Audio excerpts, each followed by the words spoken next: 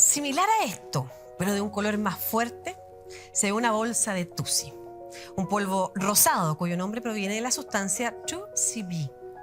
Las incautaciones de ketamina en Chile, uno de los ingredientes del tusi, pasaron de estar bajo los 10 miligramos entre el 2015 y 2018 a 140.000 en el año 2020. Así como ha aumentado el consumo, se ha confirmado la presencia de carteles internacionales operando en el país. ¿Cuánto tienen que ver con el aumento de los homicidios? ¿Cómo han funcionado las políticas públicas combatiendo el narcotráfico? Para analizarlo en profundidad, hablemos de Chile. Uno de los mayores narcotraficantes de la historia policial de nuestro país, Mario Silva Leiva, alias El Cabro Carrera, fue detenido hoy por evasión tributaria. Estados Unidos entregará fondos para el control del tráfico de drogas y estupefacientes. Para que los chilenos logren un pleno entendimiento de la dimensión del problema del consumo de drogas en el país, fue el principio del fin para la organización denominada Los Cara de Pelota, que por 15 años controló a sangre y fuego un importante sector de esta población. Que contamos con 3 etapas de lo que es preacogida, acogida, tratamiento y luego reinserción. Estoy en la etapa de tratamiento y espero seguir bien hasta ahora porque deseo de todo corazón estar con mis hijos. La proliferación de precarias viviendas en la toma del Cerro Chuño en Arica fue el nido perfecto para que los integrantes del Tren de Aragua instalaran su base de operaciones y prácticamente tomaran el monopolio de los delitos más graves que se pueda imaginar.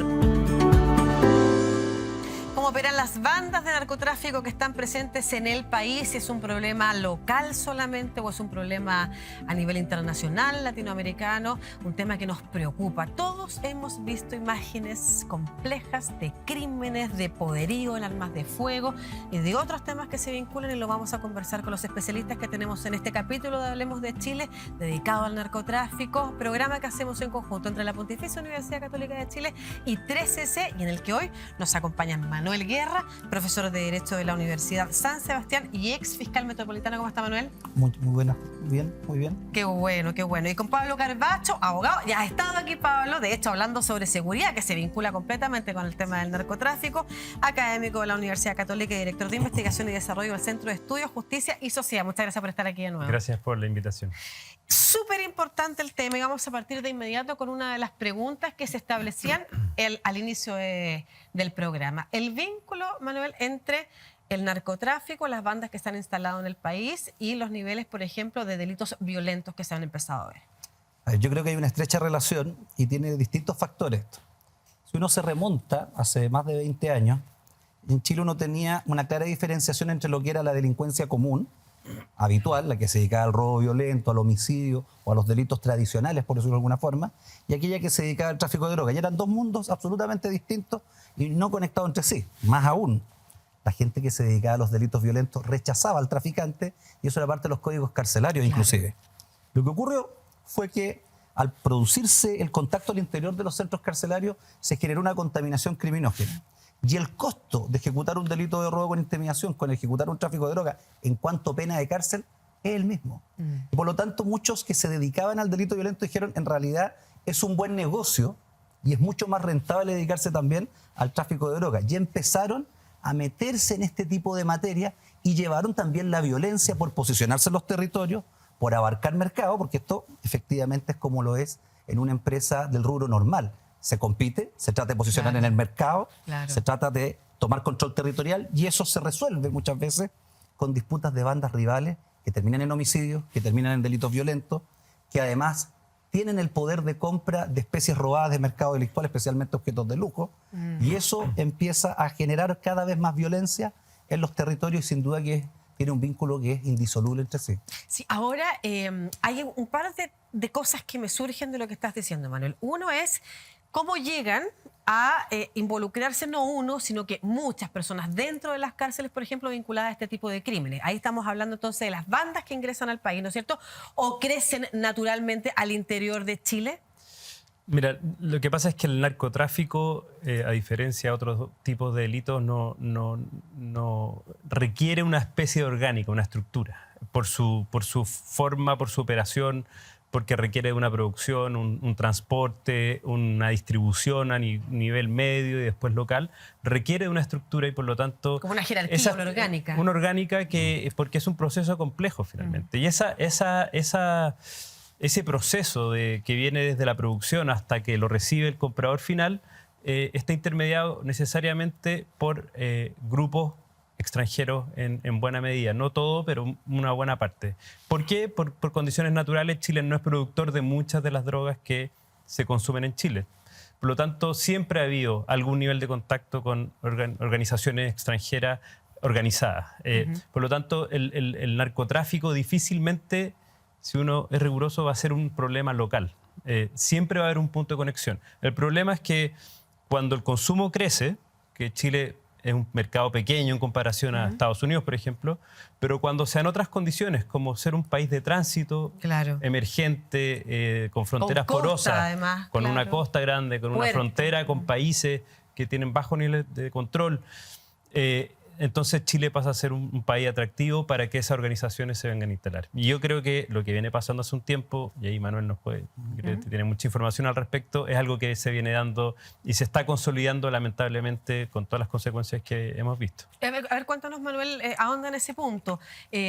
Porque había otra materia que tú, y no la quiero perder, que tú señalabas al inicio, que tiene que ver con los riesgos, porque tú decías, bueno, se dan cuenta que es un buen negocio, pero también es mucho más riesgoso. De alguna manera, quizás no en los años de cárcel, pero sí en el tipo de armamento y la exposición a la muerte.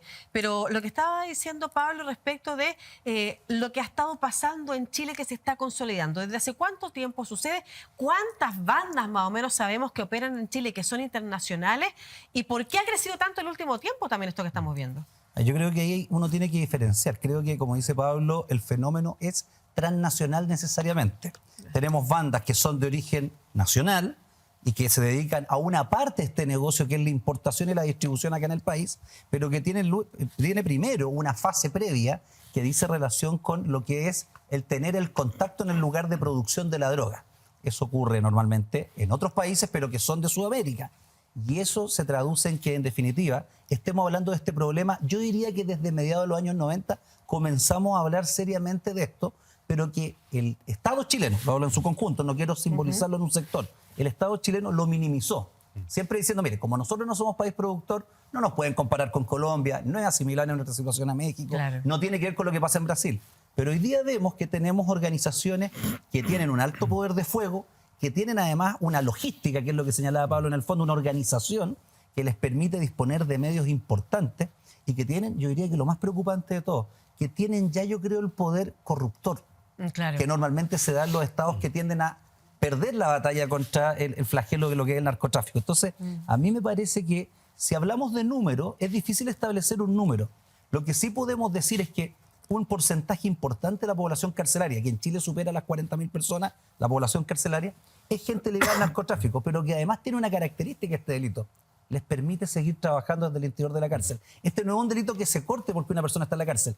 Esta es una empresa delictual que mientras haya capital va a funcionar. Por lo tanto, mientras uno no ataque el aspecto patrimonial, va a seguir funcionando el tráfico de drogas porque son fusibles los que existen. Ese es un tema que vamos a abordar más adelante, que desde dónde se tiene que atacar, ¿no es cierto? Porque se habla mucho de la política de droga como una política fracasada, el combate al narcotráfico en el mundo, porque está concentrada en la persecución del consumo, y se ha hablado ahora de cambiar precisamente a perseguir, por ejemplo, el patrimonio. Lo vamos a conversar más adelante, como también lo que está pasando en el interior de las cárceles, que nosotros sabemos y hemos visto en Chile, no solamente en Chile, en Ecuador y en otras partes de Latinoamérica sobre todo, y quiero volver a enfocarme en ese punto, cómo desde las cárceles efectivamente están operando las bandas. Este entonces no es un problema local, es un problema latinoamericano o mundial. Y ahí me quiero concentrar en algo que tú decías. Somos un país de tránsito, no tenemos una amplia cantidad de consumidores que pueda servir a un negocio, ¿no es cierto?, que es internacional. Y te lo pregunto porque mucho se habla de cómo los países de Latinoamérica son productores o son trabajadores, pero el consumo está en otras partes. Está en Estados Unidos, está en Europa. ¿Cuáles son las responsabilidades de los estados a nivel global? Porque hemos hablado del nivel local. ¿Qué tuvo que haber hecho el país? Pero hay una conexión en el mundo. Sí. Bueno, no quiero minimizar los niveles de consumo que hay en Chile, porque Chile tiene unas tasas muy altas de consumo y eso es súper importante. Lo que pasa es que somos un país chico. Claro. Pero independiente de eso... mercado. En términos de mercado, Claro. es un mercado pequeño, pero tenemos tasas de consumo muy altas. Y vamos a hablar de eso también en el próximo bloque. Especialmente en marihuana, en alcohol. Pero efectivamente es muy compleja la regulación de este mercado ilícito transnacional que es el mercado de las drogas, porque requiere poner de acuerdo a países que tienen incentivos muy distintos. Claro. Entre otras cosas porque los grupos organizados muchas veces dinamizan la economía y eso para algunos países precarios también hay gobiernos que hacen vista gorda. ¿Cómo la dinamizan? Porque generan una serie de movimientos que vienen desde los mercados ilícitos, pero que traspasan a los mercados lícitos. El lavado de dinero, de alguna manera, también genera ese problema. El mercado de los precursores también viene de los mercados lícitos. Los precursores son aquellas sustancias químicas con las que se producen las drogas ilícitas. Esos son los venden en laboratorio. Quizás, ¿no? Entonces, es muy complejo poner a los países de acuerdo porque tienen realidades distintas, tienen desafíos distintos y como pasó en Uruguay, por ejemplo, que legalizaron el mercado de la marihuana y en cierto punto se dieron cuenta que tuvieron que tener cuidado con que no se transformara en un país de turismo de drogas. Entonces, en la medida que no hay una coordinación más global, la posibilidad de hacerse cargo de manera coordinada yo creo que es muy, muy baja, es muy difícil.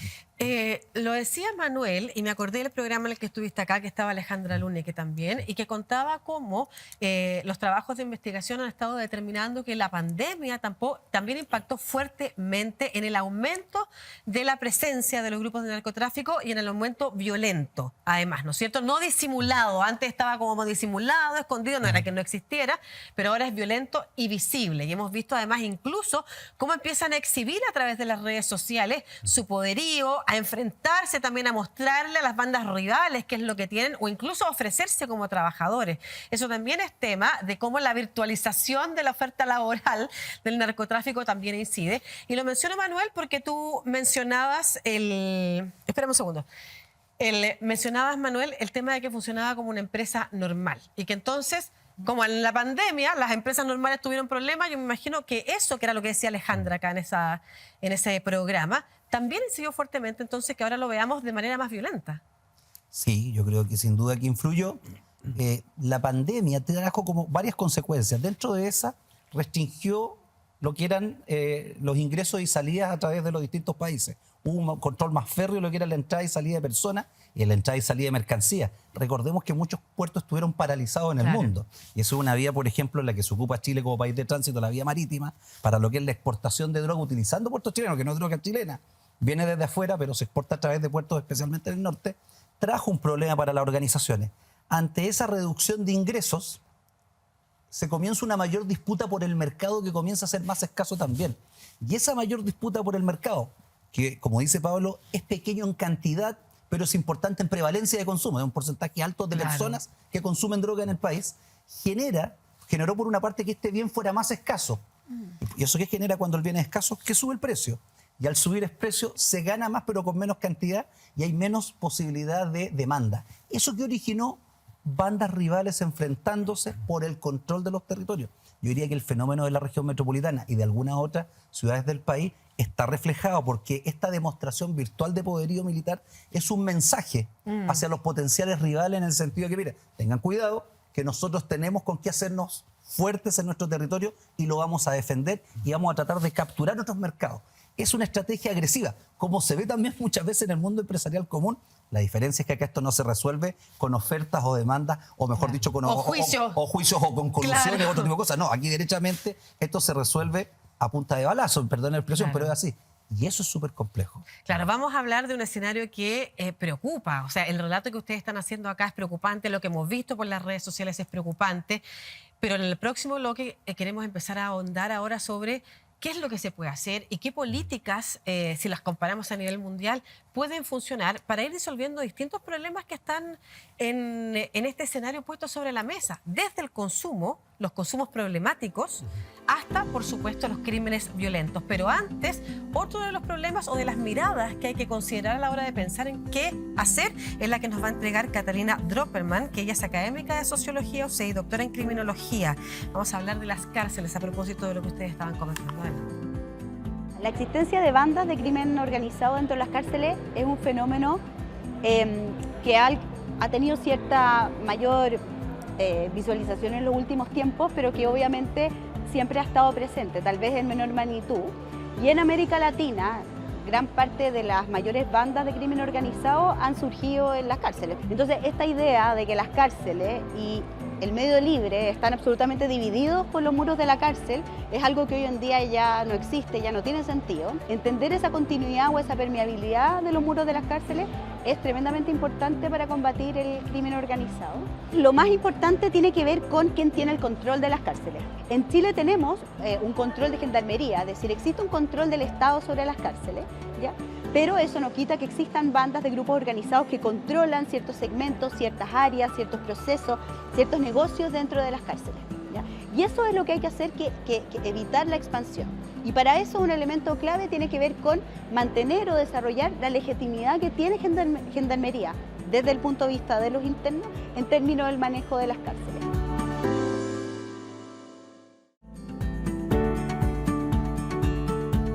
De vuelta en Hablemos de Chile por las pantallas de 13C, programa de la Pontificia Universidad Católica de Chile. No hemos parado de conversar del tema en el que estamos hoy, narcotráfico, la violencia de las bandas también que se ha visto. Hemos hablado del estado de la situación y ahora un poco avanzar hacia qué es lo que se puede hacer, ¿no es cierto? ¿Con quién? Con nuestros invitados. Manuel Guerra, profesor de Derecho de la Universidad San Sebastián y ex fiscal metropolitano, y Pablo Carvacho, abogado académico de Sociología UC, director de Investigación y Desarrollo del Centro de Estudios, Justicia y Sociedad.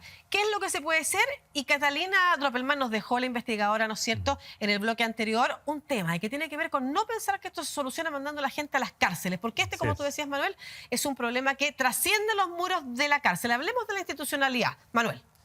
Manuel, digo yo. Pablo, Manuel. A ver, yo creo, Lucía, que existe sin duda un problema de carencia de institucionalidad eficiente para enfrentar el fenómeno. Nuestra institucionalidad no estaba preparada para enfrentar el crecimiento que ha tenido el narcotráfico, particularmente el crimen organizado, como un fenómeno criminal que era desconocido, o yo diría muy lejano a la realidad chilena.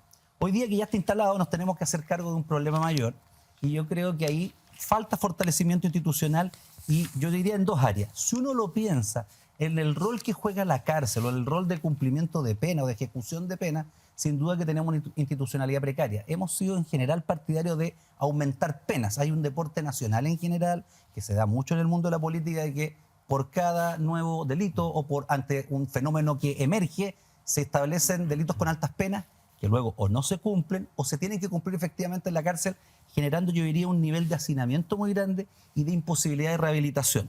En segundo lugar, los recursos que el Estado coloca para lo que es la resocialización o el tratar de sacar gente del mundo del delito son bajos. Por lo tanto, falta un fortalecimiento institucional fuerte, Gendarmería, y yo diría de una institucionalidad también que tienda a pensar en formas alternativas de solución al conflicto, más allá de la sentencia por la cárcel. ¿Por ejemplo? Por ejemplo, lo que son las redes de tratamiento de drogas. Nosotros tenemos una institucionalidad precaria. El problema del tráfico de droga tiene distintas externalidades. Uno, la economía informal. Dos, la violencia, ¿no es cierto?, que hemos hablado. Claro. La presencia del homicidio, la presencia del porte ilegal de armas de fuego, la mayor circulación de balas locas en las poblaciones.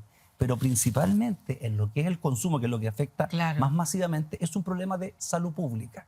Y nosotros no tenemos una red de tratamiento pública de calidad para lo que es pacientes que están en condición ambulatoria o que requieren internación, lo que se llama el consumidor problemático, que va asociado a la comisión de delitos. Y ahí tenemos, yo diría que ciertos programas todavía en etapa muy precaria y que falta transformarlo en política pública, en una política de Estado. Sí, perdón, quisiera quedarme ahí, porque tiene que ver con si las políticas de combate al narcotráfico en el mundo han funcionado o han fracasado. Y ahí se empieza a crear un consenso en torno de que han fracasado, precisamente porque persiguen el consumo en vez de asumirlo como un consumo problemático y concentrarse en la persecución. ¿Tú estás de acuerdo con eso, Pablo? Sí, totalmente. O sea, la persecución del consumo es tan absurdo como pretender acabar una enfermedad como el cáncer metiendo a la gente a la cárcel. Es así de irracional. El consumo es una enfermedad que se mantiene con el tiempo, es crónica, y por lo tanto eso se tiene que resolver con medidas sanitarias. Ahora, respecto de la cita de Catalina Droppelman, me parece bien interesante lo que señala, porque efectivamente en qué ha fallado Chile es que no ha hecho una persecución, digámoslo así, inteligente, eficiente del narcotráfico.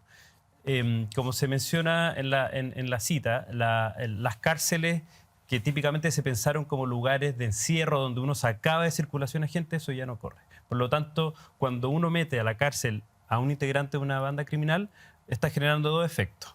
Por un lado, lo que se llama en literatura el efecto reemplazo, es decir, llega un nuevo integrante, una nueva persona se suma a la banda en el medio libre, y por el otro, tú tienes a un líder, ¿no? A un contacto, a una persona que va a esparcir sus redes, su dominio, su control territorial, lo va a llevar a la cárcel. Lo que pasó en Brasil, lo que ha pasado en muchos lugares, es que la persecución, y esto ayer estuvimos en un seminario muy interesante donde se hablaba de esto, la persecución represiva irracional, es decir, la muestra de fuerza no da buenos resultados, porque lo que genera es este círculo vicioso por el cual reemplazamos nueva gente y metemos en las cárceles logramos que las cárceles sean un nuevo territorio a dominar por las bandas criminales. Ya, perdón, pero la siguiente pregunta, porque por un lado está, no sé, estoy pensando en Estados Unidos, que efectivamente el presidente Joe Biden anunció la liberación de las personas que estaban detenidas por consumo de marihuana. En Chile se supone que no está penado el consumo, sin embargo hay altos índices de encarcelamiento por microtráfico. A veces no se sabe si es consumo, no es consumo personal, pero ¿cuál es la realidad de las cárceles y por qué lo pregunto? Porque plantear que perseguir el consumo no es una solución, al mismo tiempo podría llegarse a parecer con que estamos debilitando la idea de perseguir y encarcelar a la gente que se vincula. ¿Dónde está la separación? Partiendo por el dato en Chile, ¿cuánta es la gente o se mezcla efectivamente en las cárceles chilenas gente que está por consumo o algo asociado al consumo personal? ¿Cómo se reemplaza eso? ¿Cómo no se persigue? Legalizando el cultivo, por ejemplo, versus a quienes hay que perseguir y meter en la cárcel. Yo creo que aquí hay que hacer ciertos ejercicios de sinceridad. El Estado de Chile, y le ocurre a la mayoría de los estados, no tiene la capacidad para decir vamos a terminar con este fenómeno. ¿Ya? Yo creo que el primer desafío es controlarlo, es evitar que siga creciendo. Para eso se tienen que tomar ciertas decisiones estratégicas. Una, y yo concuerdo con lo que dice Pablo, es poner el acento en el consumidor final, en aquel que va a consumir la droga. Y eso en realidad es como muy complejo de hacer por la alta extensión que tiene y por la incapacidad del Estado de hacerse cargo de ese fenómeno. Yo creo que de partida por un tema de medio eso es impensado. Pareciera ser más lógico poner el énfasis en los eslabones superiores de la cadena y no en los inferiores. En Chile los incentivos del Estado hacia las propias policías son midamos esto por cantidad de droga incautada y por otro lado por cantidad de detenidos. Claro. Entonces, si yo tengo hartos detenidos, ¿dónde los consigo más fácil? En el nivel de la distribución al menudeo, de lo que podría ser el microtráfico que está en la frontera con el consumo. Perseguir organizaciones criminales, detectarle, identificar sus financistas, sus nexos con el exterior, es un trabajo de más largo aliento y los gobiernos, todos, tienen que mostrar resultados, aunque sean efectistas. Entonces, el énfasis se pone en aquello que resulta más sencillo. La cantidad de droga es poner controles en los pasos aduaneros, encontrar camiones con harta droga con un transportista. ¿Quién es ese? Lo que llama Pablo el reemplazo. Alguien que es un fusible, alguien que puede ser reemplazado. Pareciera ser que hay elementos que son fáciles de reemplazar en esta cadena. Hay otros que son mucho más complejos. ¿Cuáles son esos? Los financistas. Son aquellos que ponen el capital para que este negocio funcione. Si no hay capital, no hay negocio. Esto es un negocio que requiere tener capital. Y Chile no ha tomado decisiones estratégicas. Solo un dato. Te lo coloco como un dato para que veas la precariedad institucional frente al tema de lo que es la realización de bienes. El año 2002, aproximadamente, en Chile se dictó la primera sentencia bajo reforma procesal penal por delito de lavado de activos. Era un tráfico de drogas que ocurrió en Alemania y que se juzgó por la Fiscalía de los Vilos y que tenía que ver con unos chilenos que tenían una empresa en Alemania de distribución de plátanos, pero que en definitiva era una fachada para lavar dinero proveniente del tráfico de drogas.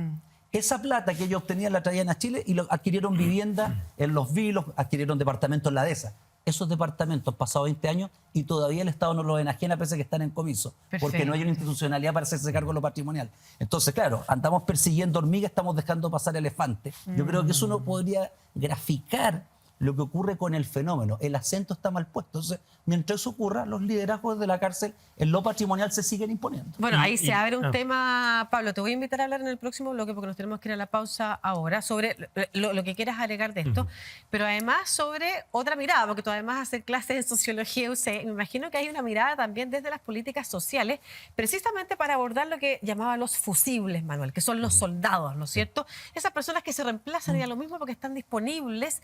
¿Por qué qué están disponibles y ahí cuánto hacen las políticas sociales es lo que vamos a hablar en el próximo bloque. Pero como una especie de introducción a eso, quiero que escuchemos a la alcaldesa de Lo Espejo para abordar el tema de la desigualdad y cómo contribuye también a la creación o la participación en redes de narcotráfico.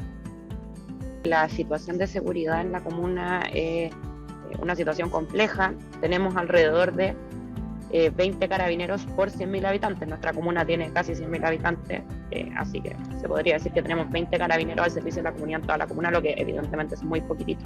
Y por poner el ejemplo, esta desigualdad en los recursos se puede mirar desde otros aspectos. Nosotros, cuando llegamos al municipio alrededor de un año, en datos de distintos eventos de seguridad que hemos tenido, tenemos 139 pesos para gastar por seguridad por persona al año.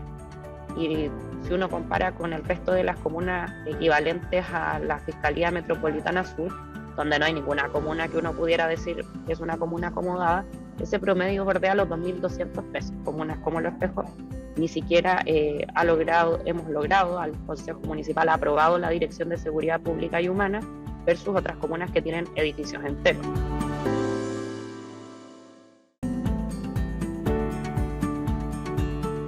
Ya estamos de vuelta aquí en Hablemos de Chile, programa que hacemos a través de las pantallas de 3CC, programa de la Pontificia Universidad Católica de Chile. Hoy hablando de narcotráfico y de la violencia con la que han irrumpido, ¿no es cierto? No solo en nuestro país, también en Latinoamérica. De eso vamos a estar conversando en este bloque. Estamos con Manuel Guerra, profesor de Derecho de la Universidad San Sebastián y ex fiscal metropolitano, y también con Pablo Carvacho, profesor de Sociología UCE, abogado, director de Investigación y Desarrollo del Centro de Estudios Justicia y Sociedad. Pablo, ¿querías decir algo a propósito de lo que estábamos en el bloque anterior? No, respecto a lo último que hablamos, quería enfatizar que la política persecutoria del narcotráfico tiene que enfocarse en los patrimonios de estas organizaciones.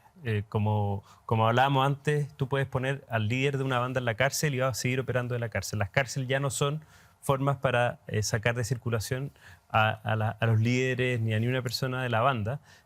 Por lo tanto, los patrimonios son los que les permiten comprar armas, les permite hacer su operación, su logística, y le permite corromper, que es lo que finalmente va abriendo puertas y va profundizando el narcotráfico. Claro, tú decías, estábamos conversando entre medio en comerciales, hay que dejar de perseguir personas, hay que perseguir organizaciones y en particular los patrimonios. Hablando de las cárceles también, a propósito de lo que está pasando al interior de las cárceles, vamos a tomar contacto con Ecuador. Allá se encuentra Pablo Medina Pérez, politólogo de la Universidad de San Francisco de Quito, investigador del impacto del narcotráfico en la región. ¿Cómo estás, Pablo? Hola, ¿qué tal? Muchas gracias por la invitación. Encantado de estar con ustedes. Muchas gracias por estar conectado aquí con Hablemos de Chile.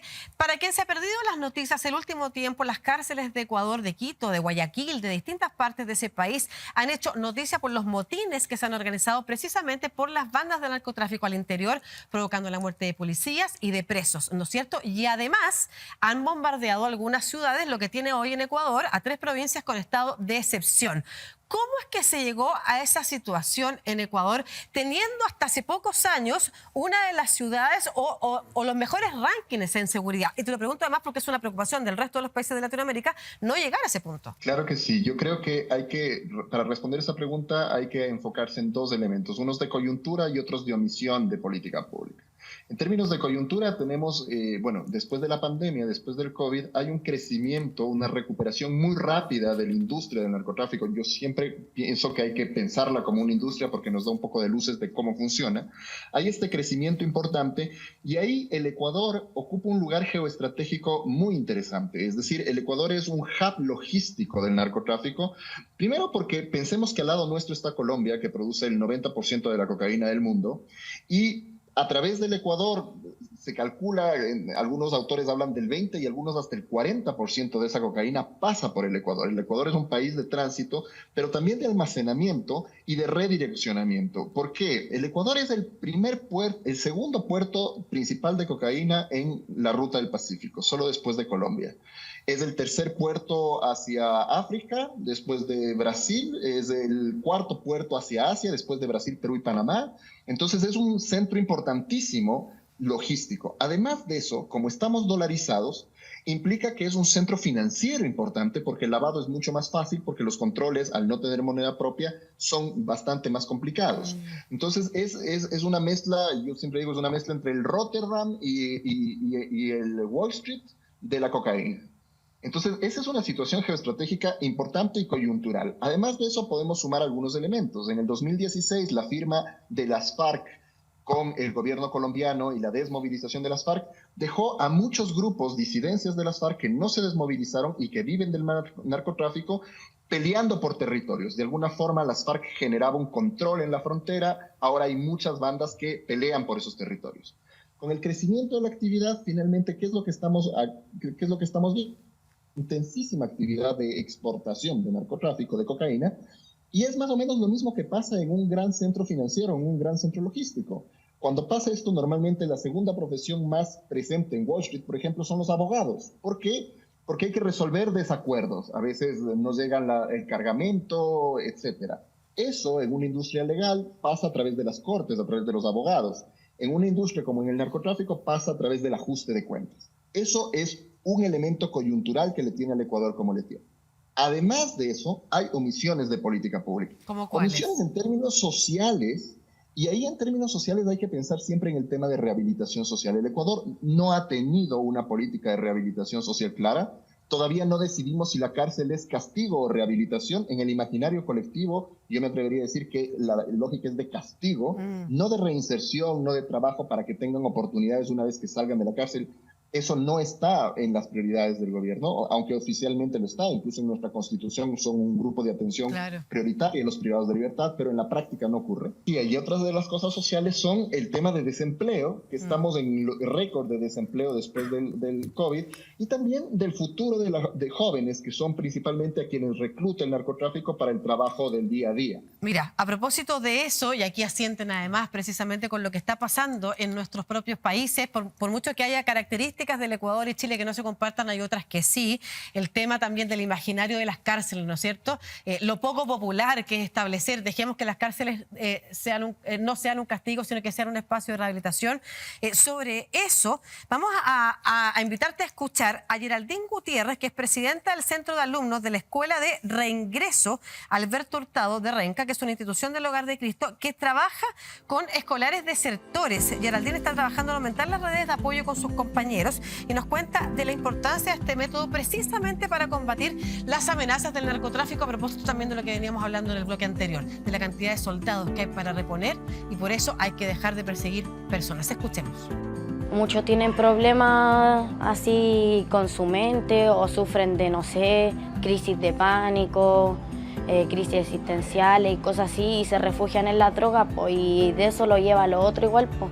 Después ven nada que gana plata fácil, o te ofrece esto, y la gente cae, pues, se pone a traficar, a vender en la plaza, en cualquier lado. Yo creo en una encrucijada de cómo logramos que esto no son batallas contra la droga, no es batalla contra el narcotráfico. Aquí lo que creo yo deberíamos nosotros potenciar es la protección de nuestras juventudes. Y protección significa cuidarlos, quererlos, generar vínculo con ellos y en ese espacio ir sacando lo que les hace daño. Igual es difícil porque uno cuando es joven como que se guarda mucho los problemas, las cosas. A veces si alguien igual así como que te conversa o te trata de darte su apoyo, aunque no sea tu familiar, tu mamá, tu papá, porque uno siempre se espera de la familia ese apoyo, que estén ahí contigo, preocupados, de que estudies, de que saque una profesión, de muchas de esas cosas, ¿me entiendes? Y muchos jóvenes que no tienen ese apoyo, entonces si alguien más allá, o un profesor, o hasta un desconocido y que quiera darte su apoyo, recíbelo, porque tú no sabes de lo que te puede estar salvándote a estar metiéndote en algo peor. Tú como experto en materias de narcotráfico y seguridad, ¿qué te parece? ¿Te hace sentido? Lo que acabo de ver es impresionante, es, digamos, lo que hay que hacer. Y esto no lo digo simplemente por una opinión personal, hay estudios al respecto, es decir, no hay que inventarse el agua tibia. Quizá es tremendamente interesante. Hay un estudio larguísimo del Perry Preschool Program en Nueva York, en donde se vio que la inversión en niños de 3 a 5 años en términos en barrios violentos reducía en el 70% la incidencia en crimen. Incluso se calculó que por cada dólar invertido, el Estado se ahorraba $16 en materia de rehabilitación social luego. Y en América Latina hay ejemplos interesantísimos. El de Medellín, por ejemplo, alrededor de la metrovía, se hizo todo un programa de rehabilitación, de rehabilitación urbana, de generación de empleo. Se invirtió algo así como $260 millones. Y en 1991 la tasa de homicidios en Medellín era de 375 por cada 100.000 habitantes y se redujo al 2015 a 20 por cada 100.000 habitantes. Evidentemente no se hizo solo esto, pero la inversión en centros comunitarios, la inversión en darle futuro a estos soldados del narcotráfico que son fácilmente reclutables, es fundamental. Y no solo por lo obvio, no solo porque le das capacidad de insertarse en el mercado laboral, porque les das capacidad de desarrollarse, sino incluso por un tema sociológico, la sensación de pertenencia. Claro. Perteneces a una comunidad, existe una comunidad a la que tú puedes pertenecer. Mientras el tejido social se vaya dispersando, vaya desapareciendo, es más fácil la captura justamente por esta necesidad de pertenencia y práctica de futuro, de tener algo como mantener mi vida, aunque esa sea una actividad ilegal, por supuesto. Muchas gracias, Pablo Medina Pérez, politólogo de la Universidad de San Francisco de Quito, investigador del impacto del narcotráfico en la región, por tu participación en Hablemos de Chile. Un abrazo, que estés muy bien. Muchas gracias, un abrazo también. Pablo, Manuel, reflexiones también sobre lo que vimos. Sí, es bien conmovedor escuchar el testimonio. Creo que lo que señaló Pablo es totalmente cierto. La inversión pública tiene que estar en la primera infancia. Hay mucho estudio que muestra cómo esa inversión genera el mejor retorno. También hay una especie de segunda infancia a partir de los 8 o 9 años que también genera muy buen retorno social. Invertir en los niños, dar oportunidades, dar acceso a educación, cuidado.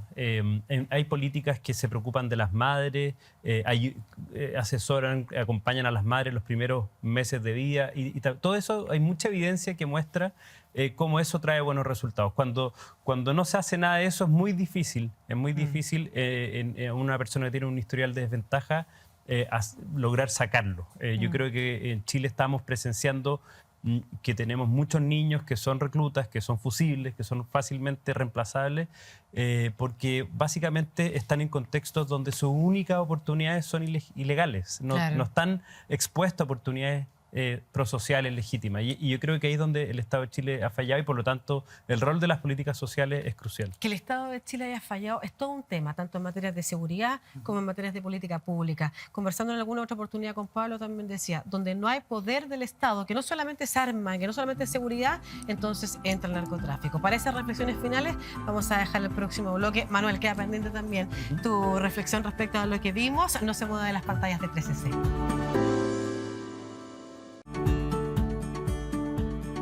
Estamos en el último bloque de Hablemos de Chile, conversando hoy de narcotráfico. Quedó pendiente tu reflexión, Manuel, respecto de lo que veníamos hablando, las políticas sociales.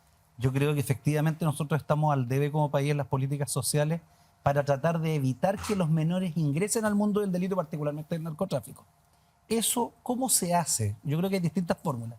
Un aspecto que a mí me parece relevante es el que dice relación con el combate a la deserción escolar.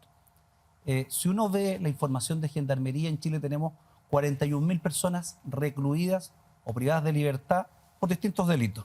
De esos, un 70%, cerca de 30.000, no tienen octavo básico culminado, es decir, no tienen educación básica completa.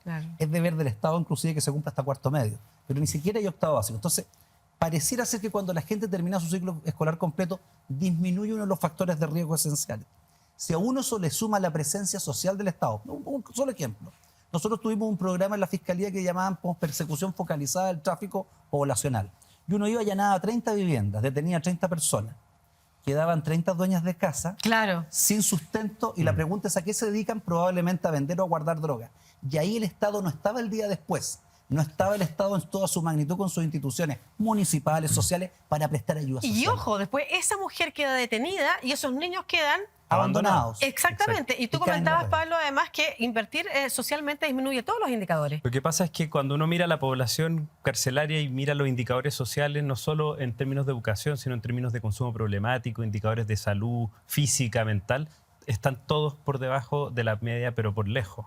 Entonces, algo indica eso, que básicamente el Estado no se ha hecho cargo de antes de esos indicadores, de esas oportunidades y ha generado un grupo lleno de desventajas sociales. Y es importante porque el consumo es transversal, no está presente en una parte de la población, pero el tipo de consumo Y Así es. dónde se compra, dónde se consume, quien participa de los riesgos peligrosos son precisamente poblaciones asociadas a sectores más vulnerables de la población. Y quienes tienen las oportunidades para rehabilitarse Para también son rehabilitarse diferenciados. Exactamente. Sí. Para cerrar, un tema que ha estado sobre la mesa en la discusión también del combate al narcotráfico y que está también a propósito de lo que ustedes decían, dejar de perseguir personas, abordar el consumo problemático, las organizaciones son las importantes del patrimonio.